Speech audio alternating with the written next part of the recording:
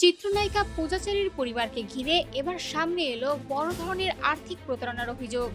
১৩ কোটি টাকারও বেশি আত্মসাতের মামলায় গ্রেপ্তার হয়েছেন পূজাচেরীর বাবা দেবপ্রসাদ রায়। গত ১৮ এপ্রিল ঢাকা মেট্রোপলিটন পুলিশের ক্যান্টনমেন্ট থানায় অভিযোগ দায়ের করেন ব্যবসায়ী মিজানুর রহমান। অভিযোগ পাওয়ার পর একই দিন অভিযান চালিয়ে দেবপ্রসাদ রায়কে গ্রেপ্তার করে পুলিশ। পরে তাকে আদালতে পাঠানো হয়।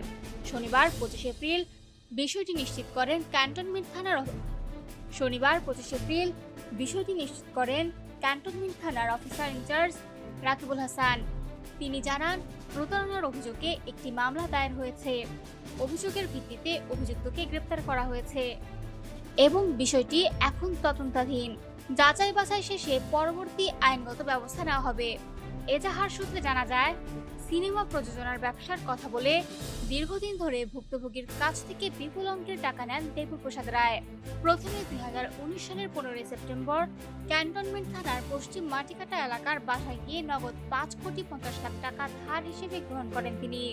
পরে একই ব্যবসায় বিনিয়োগের কথা বলে স্ট্যান্ডার্ড ব্যাংক লিমিটেডের মাধ্যমে আরও ৫০ লাখ টাকা নেওয়া হয়। এরপর ২০২৪ সালের ১৫ মে ১০০ টাকার ৩টি নন জুডিশিয়াল স্ট্যাম্প সম্পাদনের মাধ্যমে আরও ৬ কোটি টাকা গ্রহণের অভিযোগ ওঠে। শুধু তাই নয়, বিভিন্ন সময়ে বিকাশ, নগদ ও রকেটের একাধিক নম্বরে আরও ১,২০,০০,০০০ টাকা পাঠানো হয়। সর্বশেষ চলতি বছরের ৩০ মার্চ বিকেল ৩টার দিকে অভিযুক্তের অনুরোধে আরও ১০,২০০ টাকা বিকাশে পাঠান ভুক্তভোগী। এ ঘটনায় এখনও পূজাচেরী বা তার পরিবারের পক্ষ থেকে আনুষ্ঠানিক কোনো বক্তব্য পাওয়া যায়নি।